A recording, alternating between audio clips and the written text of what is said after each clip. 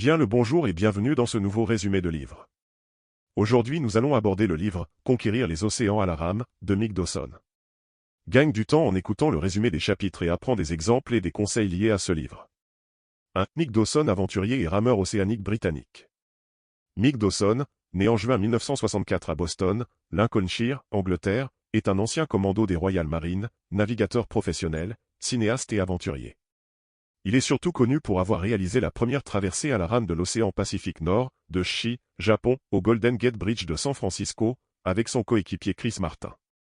Ils ont parcouru environ 11 000 km en 189 jours, 10 heures et 55 minutes, établissant ainsi un record mondial. Au cours de sa carrière, Mick Dawson a également effectué 2 traversées de l'Atlantique à la rame, en 2001 avec son frère Steve, et en 2005 avec Andrew Morris. Tenté 2 fois de traverser le Pacifique Nord en solitaire, en 2003 et 2004, avant de réussir en 2009 avec Chris Martin. Participé à la Great Pacific Race en 2018, rame de Californie à Hawaï avec Steve Sparky Spark, un vétéran aveugle, établissant un record en tant que première personne aveugle à traverser le Pacifique à la rame. Mick Dawson est également auteur de 2 livres. Battling the Ocean in a Rowboat, qui relate ses aventures maritimes.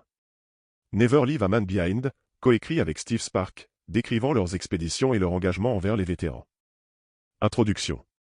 Conquérir les océans à la rame de Mick Dawson est bien plus qu'un simple récit d'aventure. C'est une leçon de résilience, de détermination et de dépassement de soi. Dawson, ancien marine et rameur d'exception, nous plonge dans son périple extrême, traverser l'océan Pacifique à la rame, sans assistance, en affrontant des tempêtes, la solitude et ses propres limites. Le premier chapitre, intitulé « Le départ, un rêve devenu engagement », pose les bases de cette aventure hors du commun.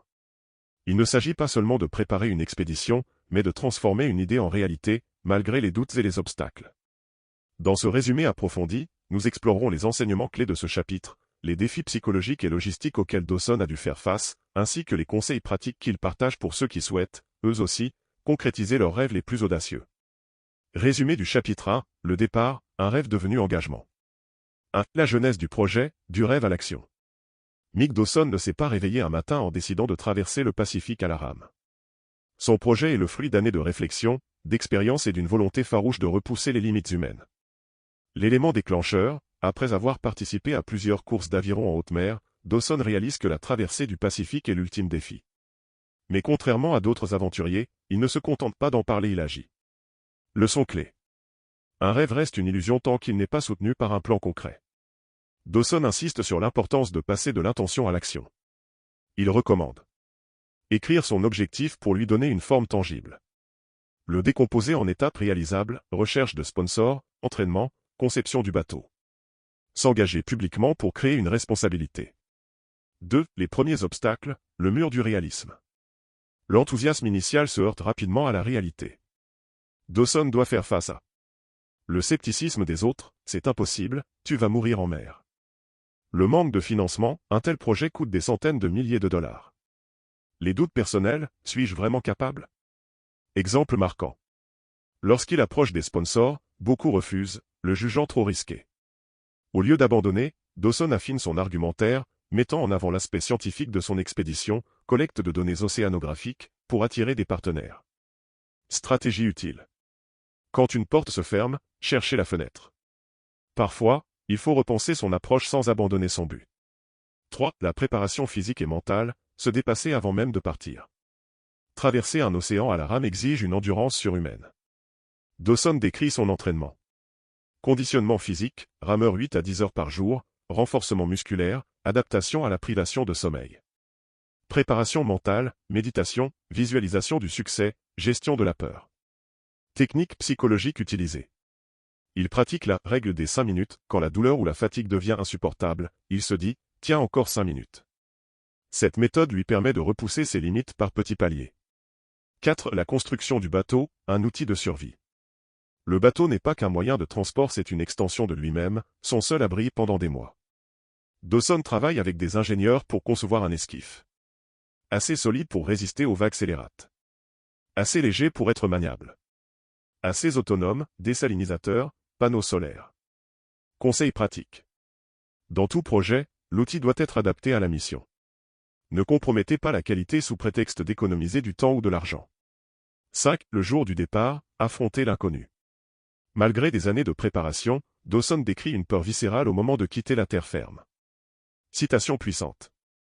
Le courage n'est pas l'absence de peur, mais la décision que quelque chose est plus important que la peur. Il part finalement, sachant qu'il n'a plus le choix, c'est maintenant ou jamais. Conclusion du chapitre. Le premier chapitre de Conquérir les océans à la rame n'est pas seulement une introduction à une aventure physique, mais un manuel de persévérance. Mick Dawson nous montre que les plus grands défis commencent toujours par une décision, suivie d'une préparation méticuleuse et d'une détermination inflexible. 3 enseignements à retenir. Un rêve sans action reste une illusion. Les obstacles sont inévitables, la clé est de les contourner, pas d'abandonner. La préparation, physique, mentale, logistique, est ce qui transforme l'impossible en possible. Résumé du chapitre 2, les premiers coups de rame, l'apprentissage de la solitude.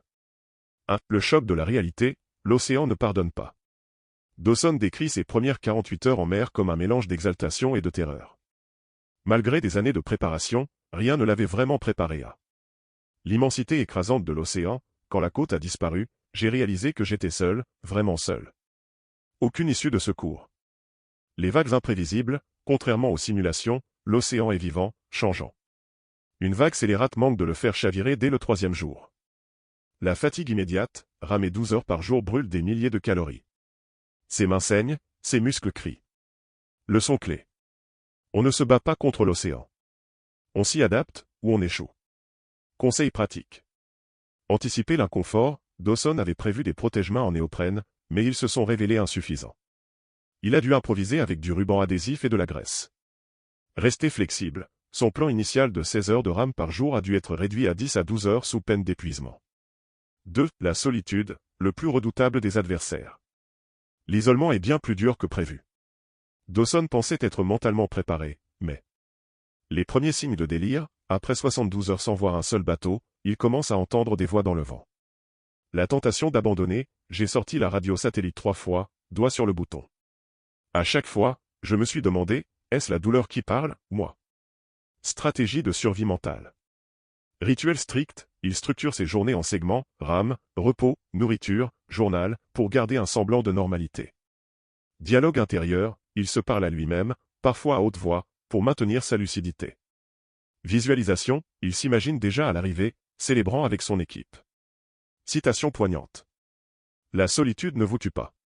C'est l'idée que personne ne viendra vous sauver qui fait vaciller l'esprit. 3. Le corps en souffrance, douleur et adaptation. Dawson décrit avec une précision clinique comment son corps réagit. Les mains, ampoules, crevasses, infections. Il apprend à les traiter avec du sel marin, douloureux mais efficace. Le dos, des spasmes le réveillent la nuit. Il étire ses muscles à l'aide d'une corde attachée au bateau. La nutrition, malgré des rations calculées, il perd 15 kg en un mois. Il réalise trop tard que ses repas lyophilisés manquent de lipides. Erreur révélatrice. Il avait sous-estimé l'impact de la déshydratation chronique. Même avec un désalinisateur, boire de l'eau salée filtrée reste moins efficace que de l'eau douce. Conseil pour les aventuriers. Testez votre équipement dans des conditions réelles avant de partir. Une carence en vitamine C ou un filtre défectueux peut vous tuer plus vite qu'une tempête. 4. Les petites victoires, ce qui sauve un esprit à la dérive. Dans cet environnement hostile, Dawson trouve du réconfort dans la routine. Noter chaque mille parcouru dans son journal devient une obsession motivante. La faune marine, une baleine à bosse suit son bateau pendant 2 jours. Elle nageait comme si elle me disait, tu n'es pas seul. Les micro-objectifs, atteindre 100 000 en une semaine, puis 200. Technique applicable en entreprise ou dans tout projet. Quand un objectif semble trop grand, divisez-le en parts si petites que l'échec devient impossible. 5. La première tempête, le baptême du feu. Vers la fin du chapitre, Dawson affronte sa première vraie tempête. Vent de 50 nœuds, vague de 8 mètres. Son bateau se retourne 2 fois. Il doit sortir dans le cockpit pour le redresser, au péril de sa vie. Peur de mourir noyé, j'ai compris ce jour-là que la mer ne déteste pas les hommes. Elle est juste indifférente. Réalisation philosophique. On ne conquiert pas l'océan. On survit à sa grâce. Conclusion du chapitre. Le chapitre 2 de Conquérir les océans à la rame est un manuel de résilience. Mick Dawson y révèle que l'aventure extrême est d'abord une guerre intérieure. Les vagues et les vents ne sont que des manifestations extérieures de nos propres peurs. 3 principes universels à retenir. L'adaptation prime sur la force brute. Dawson ajuste constamment ses méthodes. L'esprit fléchit avant le corps, les rituels et la discipline cognitive sauvent des vies. La solitude révèle qui nous sommes sans distraction, nos démons et notre génie émergent. Résumé détaillé du chapitre 3. 1. L'étrange alchimie de la routine, jours 18 à 25. Dawson décrit comment, après près de 3 semaines en mer, son existence se recompose autour d'une routine métabolique plus que d'un emploi du temps conscient. Le corps prend le dessus, ses cycles de sommeil se calent sur les mouvements de la houle, 90 minutes de sommeil, 3 heures de rame. La faim change de nature, je ne mangeais plus par appétit, mais par calcul calorique. Chaque bouchée était une équation de survie. L'hydratation devient obsession, il développe un rituel de pesée quotidienne de son urine pour surveiller sa déshydratation. Technique adaptable. Quand votre projet devient votre vie entière, ne luttez pas contre la monotonie, ritualisez-la. Chaque geste répété gagne en efficacité ce qu'il perd en sang. 2. La mutation sensorielle, un nouveau rapport au monde. L'auteur vit une réorganisation perceptive fascinante. Louis Seguiz, il distingue le clapotis d'un poisson volant à 20 mètres. La vision nocturne s'améliore, la nuit, je voyais les nuances de noir, le bleu-noir des creux, le vert-noir des crêtes. Le sens du temps se dilate, une heure pouvait sembler une journée passée comme une heure. Exercice de développement personnel tiré de l'expérience. Fermez les yeux 10 minutes par jour dans un endroit sûr. Votre cerveau recablera ses priorités sensorielles. 3. Les dialogues avec l'invisible, jours 26 à 33. La solitude prolongée déclenche des phénomènes psychiques troublants. Apparitions oniriques, il rêve systématiquement de sa défunte mère lui apportant de l'eau douce. Conversations imaginaires, il parle à son bateau comme à un équipier, lui donnant le surnom « Vieux Briscard ». Hallucinations auditives, entend distinctement des voix lui dicter des changements de cap. Analyse psychologique. Dawson cite les travaux du docteur John Lilly sur l'isolement sensoriel, expliquant comment le cerveau comble le vide social par des constructions mentales. 4. L'incident du filet fantôme, jour 34. Épisode clé du chapitre, Dawson se retrouve prisonnier d'un filet de pêche abandonné. 12 heures de lutte pour se libérer avec un couteau émoussé. Risque de dérive irrémédiable vers le nord. Réalisation existentielle, j'étais aussi perdu que ce filet, produit de l'homme, rejeté par l'océan. Leçon de résilience. Dans les crises, ne cherchez pas d'abord à vous libérer, apprenez d'abord comment vous êtes pris. 5. La découverte du rythme ultime, jours 35 à 42. Après 5 semaines, Dawson atteint un état de flux inédit. Synchronisation corps-embarcation, le bateau devenait une extension de mon système nerveux. Optimisation énergétique, il développe une technique de rame en poussée spiralée pour économiser 23% de force. Régulation thermique, son corps apprend à stocker et relâcher la chaleur selon les cycles diurnes. Application au quotidien. L'excellence n'est pas dans l'effort constant, mais dans l'art de trouver et maintenir son rythme résonnant. 6. La nuit des 2 lunes, jour 43. Expérience mystique relatée avec une intensité rare. Double réflexion lunaire sur une mer d'huile crée l'illusion de 2 lunes. Épiphanie existentielle, j'ai compris que j'avais 2 vies, celle d'avant et celle d'après cet instant. Décision cruciale, il jette par-dessus bord son journal des plaintes, liste écrite de ses souffrances. Principe transférable. Toute transformation réelle nécessite un acte rituel de rupture avec l'ancien soi. Conclusion, les lois de l'équilibre dynamique.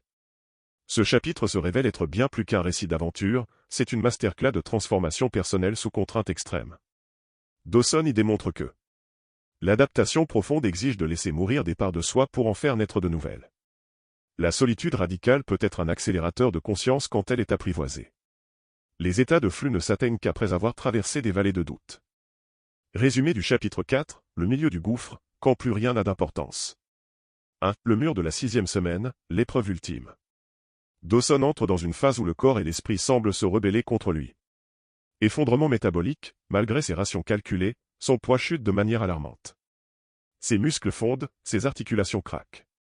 Désorientation cognitive, il perd la notion des jours, confond le lever et le coucher du soleil, oublie parfois pourquoi il rame.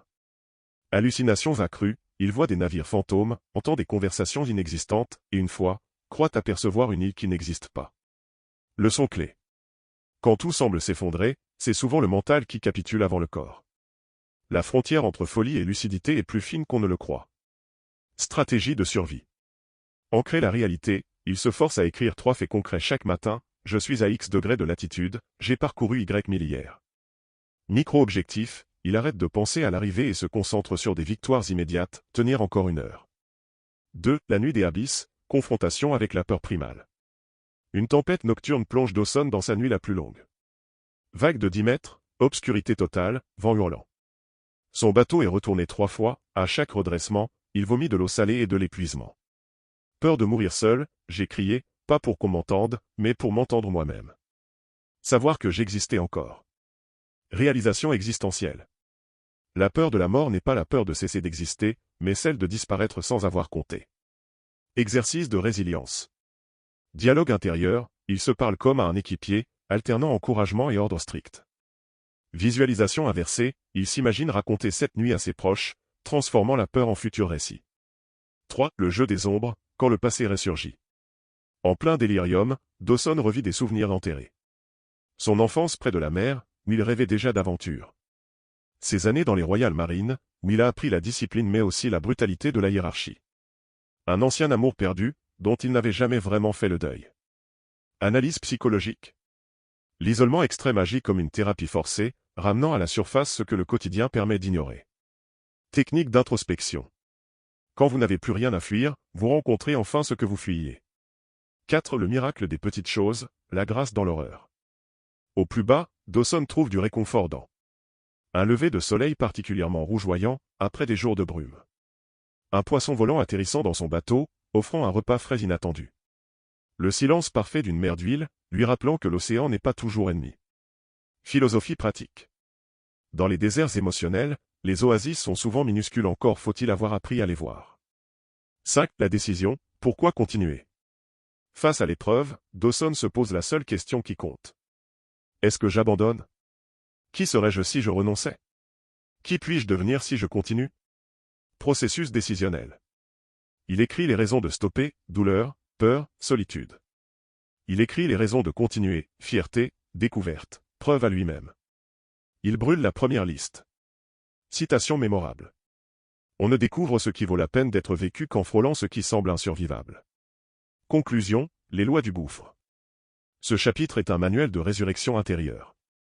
Dawson y enseigne que les limites sont des mirages, on peut toujours tenir un peu plus longtemps. La peur est un compagnon, pas un ennemi, elle rappelle ce qui compte vraiment. Les réponses sont dans le vide, c'est quand tout semble perdu qu'on trouve des forces insoupçonnées. Résumé détaillé du chapitre 5. 1. Le second souffle, jours 58 à 65. Dawson décrit un renouveau énergétique surprenant après 2 mois en mer. Adaptation physiologique complète. Son métabolisme atteint un nouvel équilibre, 4 heures de sommeil suffisent. Ses mains développent une couche de corne le protégeant des ampoules. Il assimile 97% des nutriments contre 65% auparavant. Technique de rame optimisée. J'avais trouvé le point de grâce, cette cadence où chaque coup de rame propulse sans épuiser. Application moderne. Trouvez votre rythme biologique naturel plutôt que combattre votre corps. 2. Le temps réinventé. L'auteur vit une déformation temporelle fascinante. Journal de bord. Semaine 1, notez l'heure toutes les 30 minutes. Semaine 8, le soleil devenait ma seule horloge, les vagues mon seul calendrier. Conscience élargie. Je percevais le présent comme un lac profond plutôt qu'une rivière fuyante. Exercice de pleine conscience. Passez une journée sans montre. Laissez vos besoins physiologiques guider votre emploi du temps. 3. Les 3 révélations marines. Dawson partage des épiphanies existentielles. L'illusion du contrôle. L'océan m'a appris à distinguer ce qui dépendait de moi, ma rame, de ce qui ne dépendait pas, les courants. La loi du minimum vital. J'ai survécu avec 1200 calories au jour, quelle partie de ma vie normale était donc superflue? La paradoxale liberté des contraintes. N'avoir qu'un but, ramer, et qu'un outil, le bateau, libérait mon esprit comme jamais. Questionnement transférable. Astérisque, que emporteriez-vous si votre vie tenait dans une embarcation de 7 mètres? Astérisque. 4. Le rituel du vendredi. Pour garder un ancrage humain, Dawson instaure. Toilette complète avec l'eau économisée. Repas spécial, une barre chocolatée cachée. Chant traditionnel des marins qu'il alterne avec du Bob Dylan. Psychologie des rituels. Les petites célébrations répétées créent des points de repère dans la monotonie. 5. La rencontre avec le cachalot, jour 71. Épisode clé où Dawson croise un géant des mers. 30 minutes d'observation mutuelle. Prise de conscience écologique. Son œil semblait dire, tu n'es qu'un visiteur ici. Changement de perspective. Ma traversée lui paraissait aussi insignifiante qu'une fourmi traversant un jardin. Exercice d'humilité. Regardez les étoiles 10 minutes avant toute décision importante pour retrouver la juste mesure des choses. Conclusion, les lois de la métamorphose. Ce chapitre enseigne que la simplicité forcée révèle l'essentiel. Les contraintes extrêmes peuvent libérer l'esprit. La persévérance transforme le corps et l'âme. Résumé détaillé du chapitre 6. 1. Le paradoxe de la fin, jours 85 à 90. Dawson décrit un état psychique unique où l'arrivée semble à la fois proche et infiniment lointaine. Distanciation temporelle, chaque mille parcouru me rapprochait du but tout en m'en éloignant spirituellement. Rituel d'adieu inconscient, il commence à parler à l'océan comme à un ami qu'on s'apprête à quitter. Peur de l'achèvement, l'idée de retrouver la terre ferme devenait presque angoissante. Leçon existentielle. La peur de finir est souvent plus forte que la peur de commencer, car achever, c'est mourir un peu. 2. L'épiphanie des derniers degrés. À l'approche de l'équateur, Dawson vit une expérience sensorielle extraordinaire. Nuit bioluminescente, mon sillage s'illuminait comme une autoroute d'étoiles. Rencontre avec un banc de dauphins qui l'escorte pendant 36 heures. Prise de conscience aiguë, je réalisais que cette solitude absolue était un privilège rare. Exercice de conscience. Astérisque, prenez 5 minutes chaque soir pour noter un phénomène naturel observé dans la journée, cela réapprend à voir astérisque. 3. Le compte à rebours physiologique. Le corps de Dawson manifeste des signes prémonitoires de la fin. Réapparition du goût, je redécouvris la saveur du chocolat comme un enfant. Sens aiguisé, son odorat perçoit la terre à 150 km de distance. Douleur fantôme, ses muscles anticipent déjà l'arrêt du mouvement. Analyse métaphorique. Notre corps sait toujours avant notre esprit quand un cycle se termine. 4. Le dernier orage, nuit du 93e jour. Une ultime tempête lui livre son dernier enseignement marin. Vague scélérate de 12 mètres. Bateau retourné à 180 degrés pendant 38 secondes. Réaction surprenante, je ris comme un fou, l'océan me donnait son examen final. Stratégie de gestion de crise. Quand tout semble perdu, cherchez l'absurde, le rire désarme la panique. 5. L'ultime nuit, jour 94. Dawson passe sa dernière nuit en mer dans un état méditatif profond. Inventaire mental de tout ce que le voyage lui a appris. Lettres imaginaires à ses proches qu'il s'engage à écrire vraiment. Rituel d'adieu, il jette à la mer un objet personnel comme offrande. Technique de clôture. Avant de terminer un projet important, prenez le temps d'en faire le bilan complet, par écrit. Conclusion, les lois de l'infini. Ce chapitre nous enseigne que toute fin contient son propre commencement. Les plus grandes leçons viennent souvent au bord du terme. Savoir conclure est aussi important que savoir persévérer. Résumé détaillé du chapitre 7, la tempête intérieure. 1. L'approche de la tempête, anticipation vs. Réaction. Dès les premières pages du chapitre, Dawson décrit les signes avant-coureurs de la tempête, un ciel qui se dégrade, une houle plus capricieuse, le baromètre qui chute. Mais ce qui frappe, c'est sa méthodologie pour gérer l'imprévisible. La préparation technique, vérification des sangles de fixation, sécurisation des équipements, optimisation du lest. Un rappel que la chance sourit au préparé. La préparation mentale, il évoque sa routine de visualisation, s'entraînant mentalement au scénario catastrophe. Voir l'échec pour mieux l'éviter, écrit-il, citant les athlètes olympiques qui pratiquent cette technique. Exemple concret, alors que les premières rafales à 59 frappent son embarcation, Dawson note, je savais que la peur serait là. Mais je lui avais déjà fait de la place, comme un invité encombrant qu'on ignore. 2. La gestion de crise, stoïcisme appliqué. Au cœur de la tempête, le récit bascule dans une intense description sensorielle, le bruit des vagues comme des explosions, l'embarcation qui tangue à 60 degrés. Dawson révèle alors ses principes de gestion de crise. Le contrôle du focus, regardez la vague de 10 mètres, c'est la certitude de paniquer. Je fixais mon compas, 10 cm devant moi. Une application directe du « one stroke at a time », une rame à la fois, philosophie empruntée aux rameurs traditionnels. L'énergie adaptative, il explique comment alterner entre phases d'action intense, redresser l'embarcation, et micro-pause, respirer en 4-7-8 pour abaisser le rythme cardiaque. Conseil clé, quand tout semble hors de contrôle, choisissez une seule variable à maîtriser. Pour moi, c'était l'angle de la proue. Pour vous, ce pourrait être le prochain email à envoyer, la prochaine décision financière. 3. Le dialogue intérieur, reprogrammer son mental. Un passage saisissant décrit son combat contre la voix intérieure qui murmure « Abandonne, tu vas mourir ». Dawson détaille sa contre-attaque. Le recadrage cognitif, transformé « je vais couler » en « j'ai survécu à pire », s'appuyant sur des preuves passées, comme son entraînement en eau glacée. L'ancrage physique, serrer un objet, pour lui, un bout de cordage usé, comme rappel concret de sa résilience. Exercice issu du livre, écrivez 3 crises surmontées. Gardez cette liste dans votre portefeuille. C'est votre armure psychologique. 4. Les leçons post-tempête, humilité et amélioration. Une fois la tempête passée, Dawson analyse froidement ses erreurs. L'excès de confiance, avoir sous-estimé les prévisions météo par fatigue. La mer ne pardonne jamais l'ego. L'importance du débrief, il reconstruit minute par minute la tempête pour identifier les points de rupture, moments où il a failli céder. Méthode transférable, après chaque échec, posez-vous 3 questions, que ai-je bien fait? Que ai-je mal évalué? Quelles compétences dois-je acquérir pour la prochaine fois? Conclusion, de l'océan à la vie quotidienne. Le chapitre 7 de Conquérir les océans à la rame est un masterclass de résilience. Dawson y prouve que les pires tempêtes révèlent nos capacités insoupçonnées. Ces stratégies préparation systématique, focus microscopique, reprogrammation du dialogue intérieur sont universelles.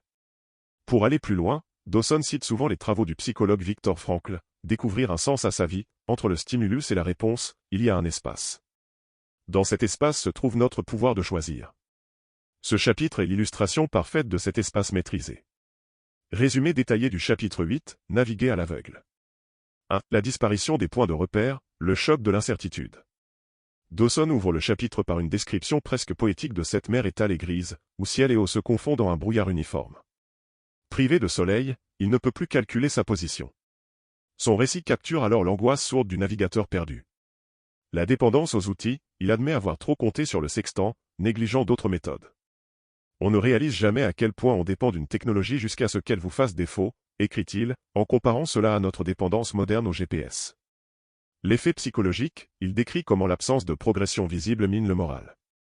Ramer sans savoir si l'on avance, c'est comme économiser sans voir son compte grossir. Exercice du livre, pendant une semaine, notez chaque soir 3 actions entreprises sans attente de résultats visibles. Cela muscle votre tolérance à l'incertitude. 2. Les stratégies de navigation alternatives, s'adapter ou échouer. Face à cette crise, Dawson déploie une ingéniosité remarquable. La navigation par déduction, en analysant les courants marins, qu'il avait étudiés avant le départ, et la direction des vagues, il estime sa position. Une méthode qu'il compare au leading indicator, en finance ces signaux avant-coureurs que les traders expérimentés savent décrypter. Le système D, il utilise une montre étanche et un bout de bois flottant pour mesurer la dérive, créant ainsi un instrument de fortune. Quand les outils manquent, votre cerveau doit devenir votre meilleur allié. Exemple marquant, Dawson raconte comment, enfant, son père lui apprenait à s'orienter dans le brouillard en écoutant les cloches d'église lointaines. Parfois, la solution est si proche qu'on la néglige. 3. La gestion du temps en mode aveugle, rythme et rituel. Sans repère extérieur, Dawson structure son temps différemment. Les microcycles, il divise ses journées en segments de 90 minutes, temps scientifique de concentration optimale, alternant rame, vérification et repos. Le journal de bord émotionnel, chaque heure, il note non pas sa position, inconnue, mais son état mental sur une échelle de 1 à 10. Quand on ne peut mesurer l'extérieur, mesurez l'intérieur. Conseil pratique, astérisque en période floue, imposez-vous des rituels fixes. Moi, c'était le thé à 15 heures. Pour vous, ce pourrait être 10 minutes de méditation ou un bilan quotidien. Astérisque. 4. La réapparition du soleil, leçon d'humilité. Lorsque le ciel se dégage enfin, Dawson découvre avec stupeur qu'il n'était dévié que de 8 miles nautiques. Cet épisode devient pour lui une révélation. La surestimation des obstacles, nous imaginons toujours le pire scénario. En réalité, même à l'aveugle, notre instinct nous guide mieux qu'on ne le croit. L'importance des fondamentaux, son erreur?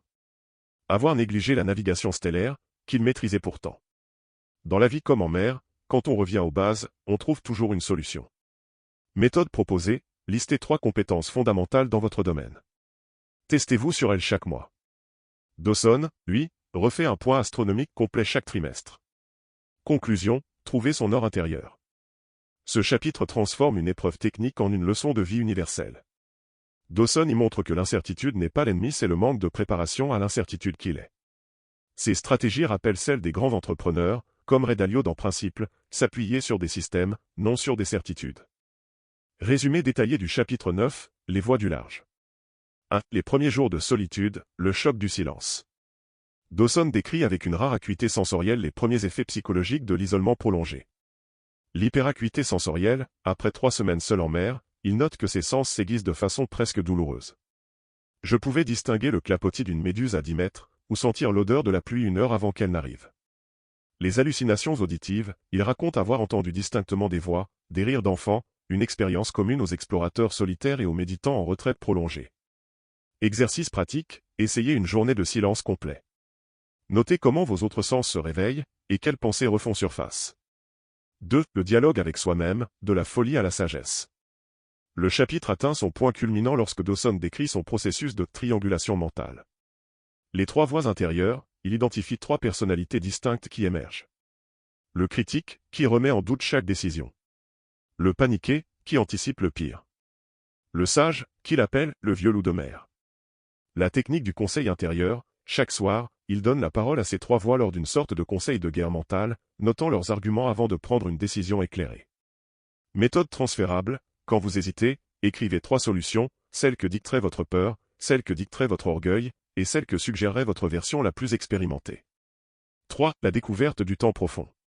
Sans les repères sociaux, Dawson expérimente ce qu'il appelle le temps océanique. La dilatation temporelle, les journées semblent à la fois interminables et fulgurantes. J'ai vécu plus en une matinée de tempête que dans 6 mois de vie normale.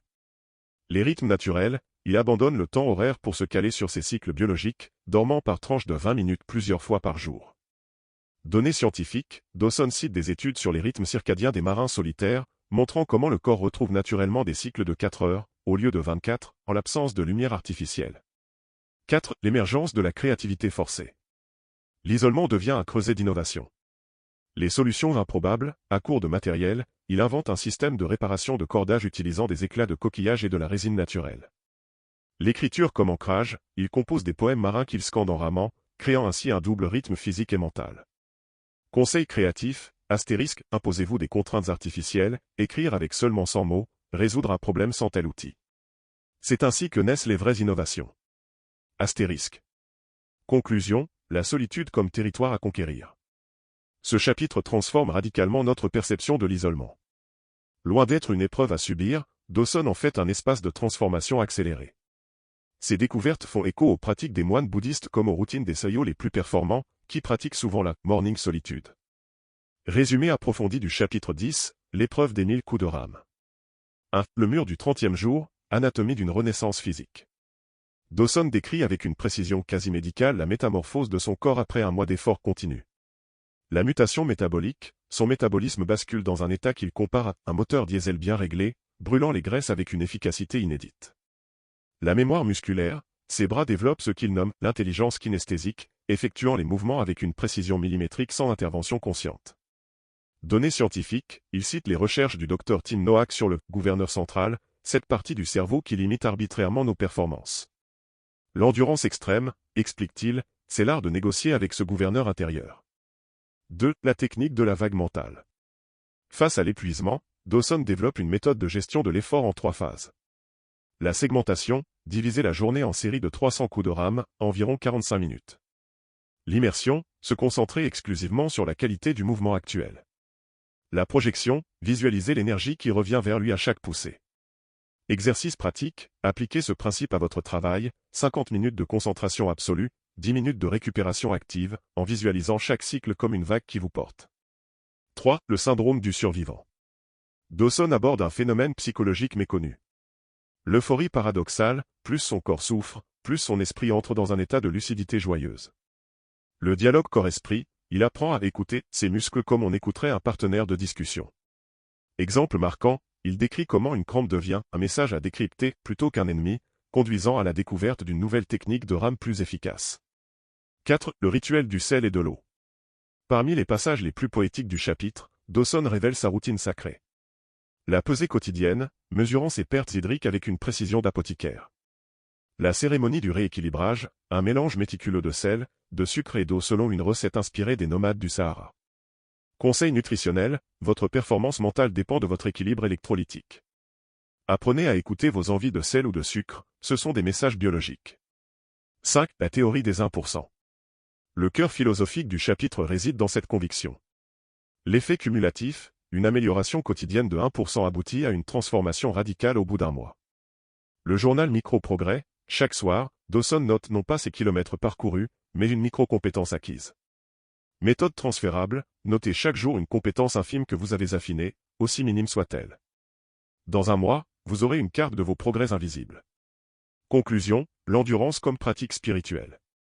Ce chapitre transforme radicalement notre compréhension de la persévérance. Dawson y révèle que l'endurance ultime n'est pas une question de force brute, mais d'intelligence adaptative. Ces découvertes font écho aux enseignements des moines Shaolin comme aux dernières recherches en neurosciences sur la neuroplasticité induite par l'effort. Résumé approfondi du chapitre 11, le champ des profondeurs. 1. L'incident du gouvernail, anatomie d'un échec annoncé. Dawson décrit avec une précision chirurgicale le moment où son gouvernail principal se brise. La cascade d'erreurs, il retrace les 7 décisions apparemment insignifiantes qui ont conduit à la catastrophe, dont le choix d'une vis de qualité moindre pour économiser 28 grammes. Le piège de l'économie illusoire, vouloir gagner 100 grammes peut vous faire perdre 100 jours, écrit-il, comparant cela aux traders qui rognent sur les analyses pour gagner du temps. Exercice pratique, listez vos 3 dernières erreurs professionnelles, puis remontez 5 causes racines pour chacune. Vous verrez des schémas se répéter. 2. La méthode des 3 cercles de réparation. Face à la crise, Dawson développe un système ingénieux. Solution immédiate, bricolage de survie avec les moyens du bord. Solution intermédiaire, amélioration progressive chaque jour. Solution définitive, réparation complète lorsque les conditions le permettent. Exemple marquant, il utilise des éclats de coquillage et de la résine naturelle pour créer une pièce de rechange temporaire, solution qu'il perfectionnera quotidiennement pendant 2 semaines. 3. Le journal des échecs contrôlés. L'une des innovations les plus brillantes du chapitre. L'expérimentation systématique, Dawson provoque délibérément des micro-échecs, comme modifier son angle de rame, pour tester ses limites. La grille d'analyse, pour chaque échec, il note ce qu'il a perdu, ce qu'il a appris. Le ratio coût-bénéfice. Méthode transférable, planifiez un petit échec par semaine dans votre domaine. C'est le vaccin contre la peur de l'échec. 4. La philosophie du bris contrôlé. Dawson développe une théorie surprenante. L'entraînement à la casse, il s'exerce régulièrement à réparer son matériel dans des conditions normales. La bibliothèque de solutions, il mémorise 3 solutions potentielles pour chaque pièce critique de son embarcation. Conseil pratique, passez 1 heure par mois à imaginer comment votre projet pourrait échouer. Stockez ces scénarios dans un coffre-fort à échecs. 5. L'alchimie post-échec. Les pages les plus puissantes décrivent la transformation psychologique. Le rituel du pardon, à chaque gros échec, Dawson écrit une lettre qu'il jette à la mer. L'art de la relique, il conserve un fragment de chaque pièce cassée comme talisman. Exercice émotionnel, créez un objet symbolique à partir d'un de vos échecs. Ce sera votre rappel concret de la résilience. Conclusion, l'échec comme boussole. Ce chapitre révolutionne notre rapport à l'échec. Dawson y démontre que les plus grandes leçons ne viennent pas des succès, mais des brèches soigneusement analysées. Son approche systématique rappelle les meilleures pratiques des startups Silicon Valley, où les post-mortem sont sacralisés. Pour l'adaptation audio. Ambiance sonore, le craquement d'un bois qui se brise suivi du clapotis des vagues, symbolisant la rupture et la continuité. Question finale, quel est votre prochain échec intelligent, celui qui vous apprendra le plus? Résumé approfondi du chapitre 12, l'horizon qui recule. 1. Le syndrome de l'arrivée fantôme. Dawson décrit avec une acuité troublante ce phénomène psychologique. La distorsion temporelle, les derniers 200 miles, 370 km, lui paraissent plus longs que les 2000 précédents. Les mirages de l'approche, il croit à plusieurs reprises apercevoir la Terre alors qu'elle reste invisible. La peur de l'après, qui serais-je quand je ne serai plus celui qui rame vers l'horizon? Exercice introspectif, avant d'atteindre un objectif important, écrivez une lettre à votre futur vous. Que craignez-vous de perdre en réussissant? 2. La technique des micro-horizons. Pour surmonter cette épreuve, Dawson invente une méthode ingénieuse. Le fractionnement radical, il ne se fixe plus comme objectif la Terre, mais des cibles intermédiaires de 500 mètres. L'effet loupe, il concentre toute son attention sur la qualité technique de chaque coup de rame. Le journal des petits mondes, il décrit minutieusement chaque mètre carré d'océan autour de lui. Méthode transférable, dans vos derniers jours avant un deadline, focalisez-vous sur des sous-tâches minuscules plutôt que sur l'objectif global. 3. Le rituel du détachement. Les pages les plus poétiques décrivent sa préparation psychologique à l'arrivée. La valise mentale, chaque soir, il range symboliquement un souvenir du voyage dans un coffre imaginaire. L'adieu aux habitudes, il commence délibérément à modifier ses rituels de navigation pour se préparer au changement. Le livre des remerciements, il note chaque jour 3 éléments, matériels ou immatériels, qui l'ont aidé. Conseil pratique, créez un rituel de transition pour clore vos grands projets. Dawson, lui, a brûlé symboliquement une page de son journal chaque jour avant l'arrivée. 4. L'économie des derniers efforts. Dawson analyse avec une précision mathématique. Le paradoxe énergétique, il dispose de plus de ressources, mais les dépense moins efficacement. La courbe de la tension, sa concentration fluctue dangereusement malgré la proximité du but. La stratégie des 5/5/5, 5 minutes de planification, 5 minutes d'action intense, 5 minutes de vérification. Exemple marquant, il calcule que ces derniers coups de rame sont 17% moins efficaces que la moyenne, malgré une technique apparemment identique. 5. La découverte de l'arrivée intérieure. Le passage le plus profond du chapitre révèle. L'antichambre du succès, j'ai compris que j'étais arrivé bien avant de toucher terre. Le deuil du voyage, il réalise que ce qu'il chérissait le plus, c'était le processus lui-même. L'ultime paradoxe, plus je m'approchais du but, plus je m'éloignais de l'homme qu'il avait fixé. Méditation guidée, visualisez votre objectif atteint. Maintenant, identifiez 3 aspects du chemin que vous regretterez. Ce sont vos véritables trésors. Conclusion, l'art d'arriver. Ce chapitre transforme radicalement notre compréhension de la réussite. Dawson y montre que l'accomplissement ultime n'est pas d'atteindre la rive, mais d'avoir su traverser l'océan intérieur que le voyage a révélé. Ces enseignements résonnent avec les philosophies orientales comme avec les dernières recherches en psychologie positive sur le bonheur anticipatoire. Résumé approfondi du chapitre 13, le sable entre les doigts. 1. L'étrange mélancolie de l'arrivée. Dawson décrit avec une honnêteté brutale les premières heures sur la terre ferme. Le choc sensoriel, comment le sol, immobile, lui donne le vertige après des mois de mouvement permanent. Le syndrome du survivant, son incapacité à partager l'euphorie de ceux qui l'accueillent. La fin paradoxale, après des mois de privation, il ne parvient à avaler que 3 bouchées. Exercice introspectif, après un accomplissement majeur, notez pendant 3 jours ce que vous ressentez réellement, sans filtre social. 2. L'inventaire des transformations invisibles. L'auteur établit un bilan minutieux de ce que le voyage lui a vraiment apporté. La nouvelle perception du temps, son horloge interne reste calée sur les cycles de la mer. L'économie de mouvement, il se surprend à analyser chaque geste quotidien en termes de dépenses énergétiques. La rééducation sociale, son malaise face aux conversations triviales après des mois de silence. Liste concrète, Dawson énumère 17 micro-compétences acquises, dont l'art de dormir en 90 secondes, qui lui resteront à vie. 3. La méthode du débriefing océanique. Dawson développe un processus en 7 étapes pour intégrer l'expérience. L'analyse technique, ce qui a fonctionné et échoué matériellement. Le bilan physiologique, transformation corporelle permanente. L'archéologie mentale, stratification des états psychologiques. La cartographie des peurs, ce qui s'est révélé pire mieux que prévu. Le livre des gratitudes, remerciements aux éléments, vivants et inanimés. Le musée des reliques, choix des 5 objets qui symboliseront le voyage. La lettre à soi-même, écrite pour être ouverte 1 an plus tard. Méthode transférable, appliquer ce cadre à tout projet important. Le vrai travail commence quand il se termine. 4. L'art de perdre ce qu'on a gagné. Les pages les plus surprenantes décrivent le deuil des privations, comment il regrette la clarté d'esprit induite par la faim contrôlée. La conservation stratégique, les 3 disciplines maritimes qu'il s'impose de garder, dont la méditation matinale face à l'Est. Le piège de la normalité, le vrai défi n'était pas de traverser l'océan, mais de ne pas se noyer dans le quotidien en revenant. Exercice pratique, après un accomplissement, choisissez une seule discipline extrême à maintenir, ne serait-ce qu'à dose homéopathique. 5. Le legs de l'océan. Le passage le plus profond révèle. La théorie des marées intérieures, nous avons tous en nous des cycles comme les océans, mais nous vivons comme des lacs. L'échelle de difficulté révisée, comment les problèmes normaux lui paraissent dérisoires après l'aventure. L'ultime paradoxe, plus j'ai pris de risques, plus la vie m'a semblé sûre. Question existentielle, quelle version de vous-même avez-vous découverte dans l'adversité, et comment allez-vous l'honorer? Conclusion, le vrai voyage commence à quai.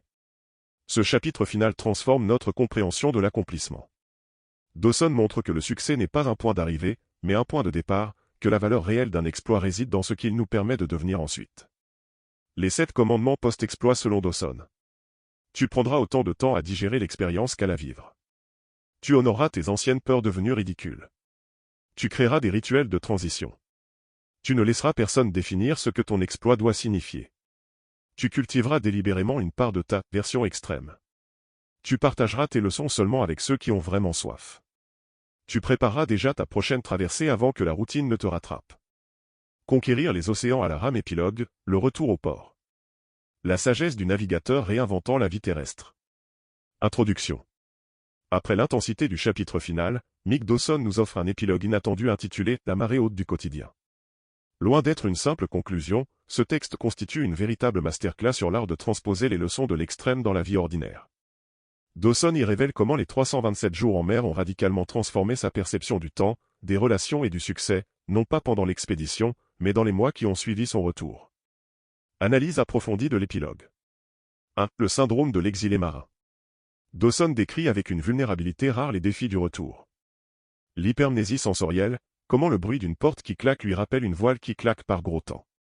L'économie inversée, son incapacité à comprendre pourquoi les gens gaspillent leur énergie dans des conflits insignifiants. La nostalgie paradoxale, son étrange regret des moments les plus douloureux de la traversée. Exercice thérapeutique, créez un journal des analogies où vous transposez vos défis actuels dans le langage de vos expériences extrêmes. 2. La méthode des 4 ancres. Pour rester connecté à ses acquis, Dawson développe un système ingénieux. L'encre physiologique. Une douche froide quotidienne pour maintenir sa résilience. Un jeûne mensuel de 24 heures pour retrouver la clarté mentale. L'encre temporelle. La division de sa journée en quarts de 4 heures comme en mer. Une minute d'observation du ciel chaque matin.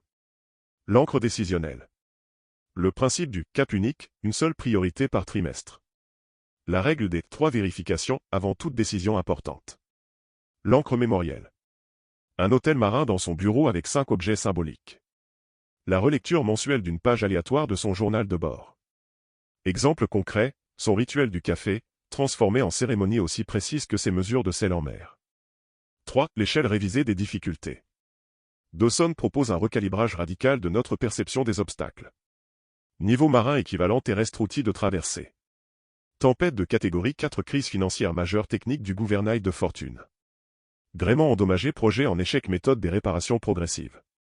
Visibilité nulle période d'incertitude navigation à l'estime. Approvisionnement critique ressources limitées rationnement intelligent. Exercice pratique, classez vos problèmes actuels sur cette échelle. La plupart perdront 70% de leur poids émotionnel. 4. L'art de la transposition. Les pages les plus brillantes révèlent comment. La gestion des courants devient gestion des tendances marché. La lecture des nuages se transforme en intuition business. L'entretien préventif du bateau inspire un système de maintenance personnelle. Cas d'étude, comment sa technique de navigation aux étoiles est devenue un framework pour prendre des décisions à long terme. 5. Le paradoxe ultime. Dawson conclut par une révélation bouleversante. Ce n'est pas l'océan qui m'a transformé, mais le fait d'avoir dû réapprendre à vivre après l'avoir quitté. La véritable aventure commence quand on cesse d'être un héros pour redevenir un homme. Conclusion, le port comme nouvelle frontière. Cet épilogue transforme le livre en un manuel de réintégration existentielle. Dawson prouve que le vrai courage consiste à appliquer les leçons de l'extrême dans l'ordinaire. Les 5 lois du retour selon Dawson. Votre aventure ne vous quitte pas, vous la quittez.